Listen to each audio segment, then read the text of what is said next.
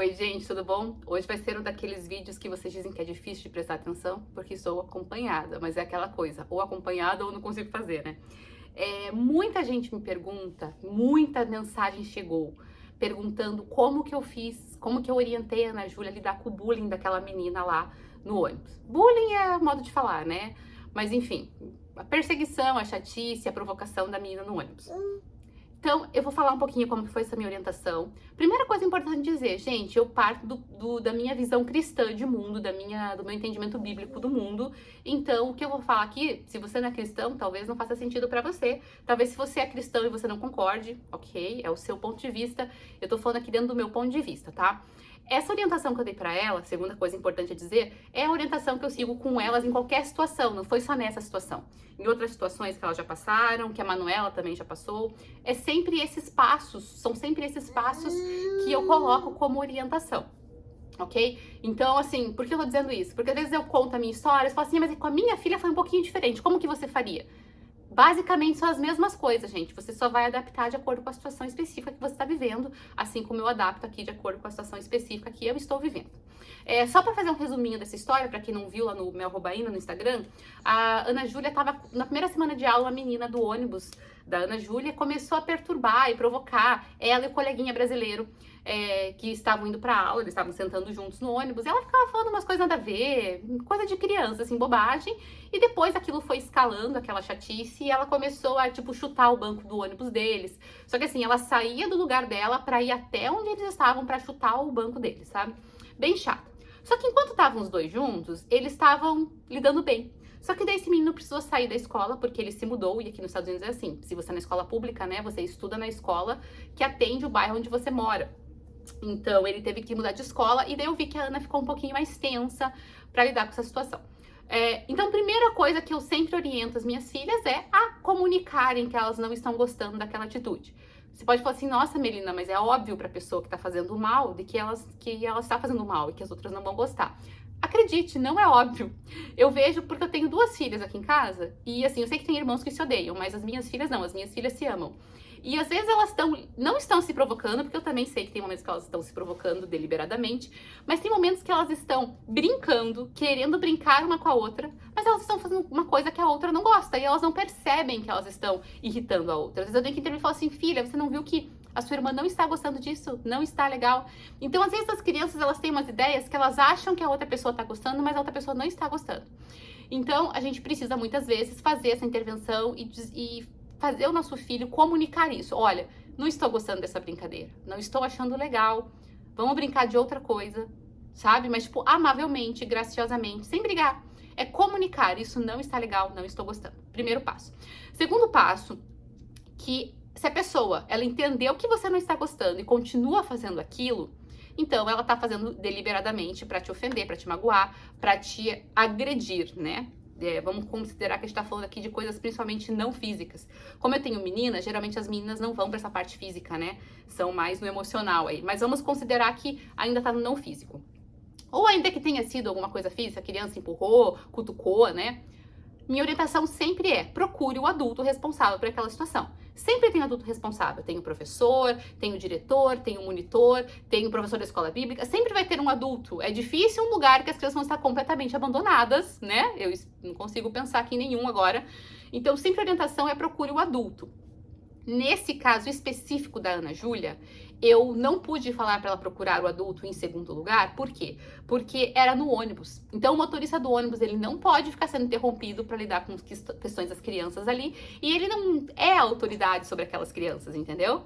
As crianças ali, elas estão, teoricamente, elas estão sob a autoridade dos professores, diretores da escola. Então, eu não conseguia naquele momento falar, filha, no momento da situação, chame um adulto. Porque o adulto à disposição ali não é um adulto que está completamente disponível para atender as crianças.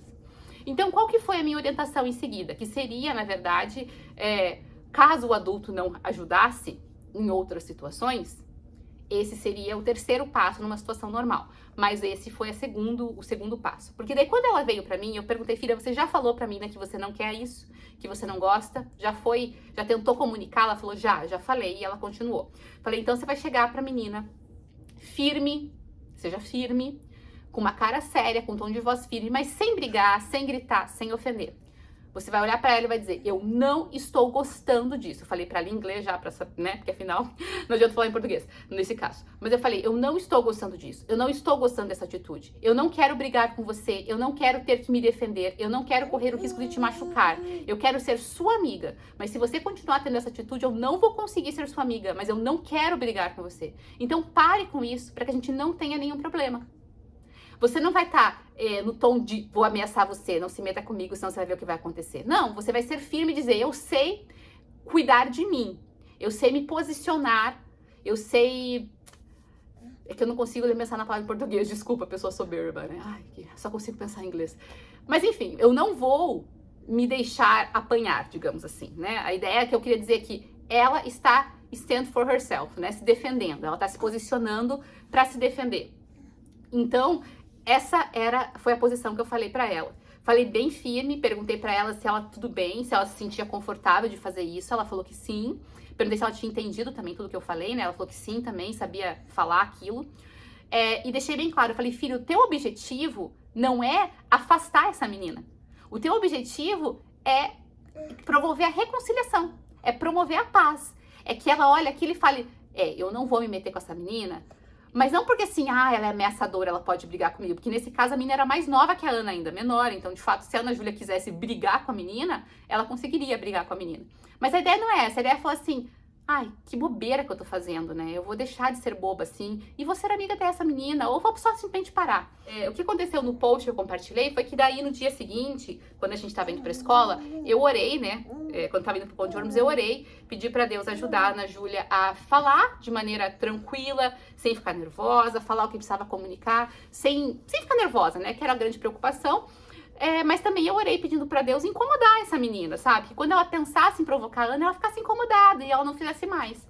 E o que aconteceu? Nesse dia, ela não provocou e no dia seguinte a Ana Júlia chegou com um presente que a menina tinha dado pra ela. Então a Ana Júlia não precisou ter aquele posicionamento firme que eu tinha ensinado e ao mesmo tempo a menina parou e ainda se tornou próxima, né? Não ficaram amigas, mas elas pararam de se provocar ali no ônibus. Se provocar não, né? Porque não era mútuo, não era recíproco o negócio. Mas enfim, daí se você falasse... lembrei. Nessa conversa que era pra mim, que era pra Ana Júlia ter firme com a menina, eu já falei também o seguinte, se você não parar com isso, eu vou contar pro motorista do ônibus, eu vou contar pra diretora, eu vou contar pra professora, enfim, eu vou contar pra alguém. Aqui eles têm aquela expressão, I'm gonna tell, é como se você falasse, eu vou dedurar você, né? Então fale, se ela não parar, como você não quer brigar, você vai precisar contar. You have to tell to someone. E esse seria então o próximo passo. Se ela não parasse, daí eu teria que conversar na escola, pediria ajuda na escola, para a escola orientar como fazer então. E daí você pergunta assim, tá, mas você falou na escola, você fez todos esses passos e a pessoa continuou fazendo.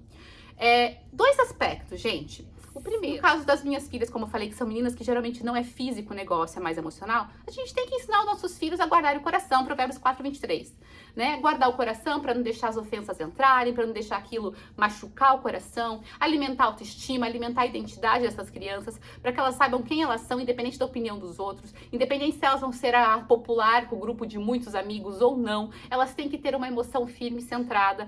É difícil, é chato passar a adolescência, a infância com poucos amigos ou sem amigos na escola? É horrível, gente, é horrível. Mas a gente vai ensinando os nossos filhos. Eu acredito na capacidade de nós ensinarmos os nossos filhos para vencerem isso. Eu realmente acredito nisso, sabe? Eu creio que existe uma proporção de graça aí que Jesus nos oferece como pais e também oferece para os nossos filhos. Isso eu não tenho dúvida.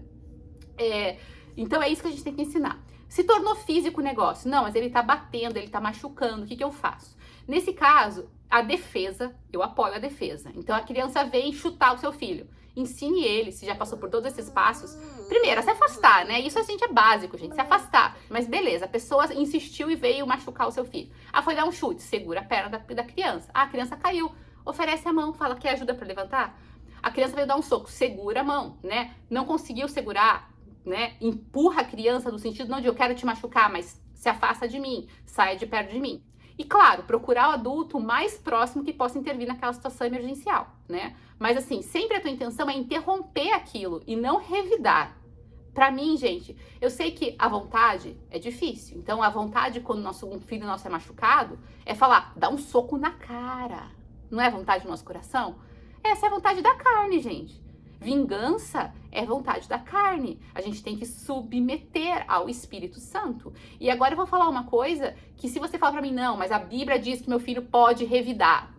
Me compartilha isso, por favor. Me dá a base bíblica para eu falar que a minha filha pode socar a cara de quem socar a cara dela. Por favor, me fala.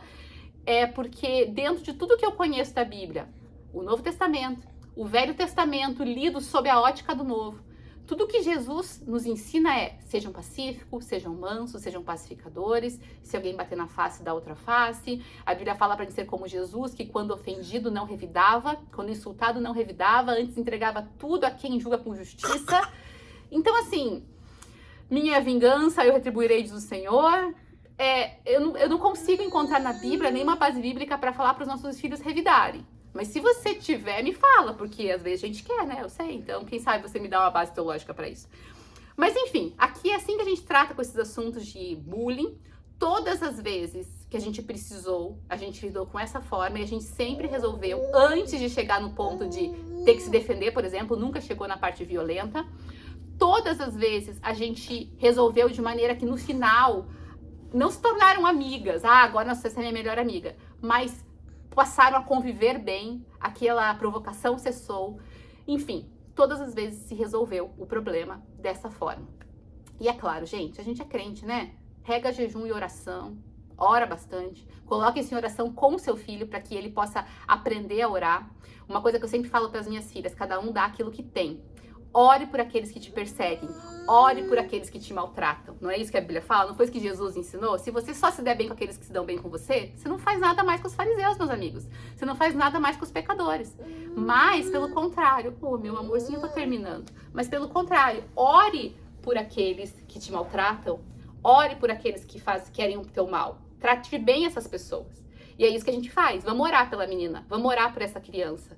Porque Jesus precisa atuar no coração dela, ela precisa de Jesus, é isso que ela precisa. Ela não precisa de você revidando, de você brigando, ela precisa de Jesus. Então aqui em casa essa é uma regra também que tá dentro do pacote, né? Vamos orar por ela, fazer os seus filhos orarem por quem os perseguem. E por fim, né, a nossa regra máxima, não se deixe vencer com o mal, mas vença o mal com o bem.